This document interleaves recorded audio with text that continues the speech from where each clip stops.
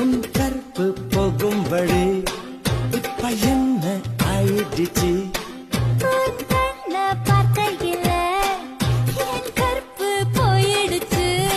நடைய நடந்து தெஞ்சத செருப்ப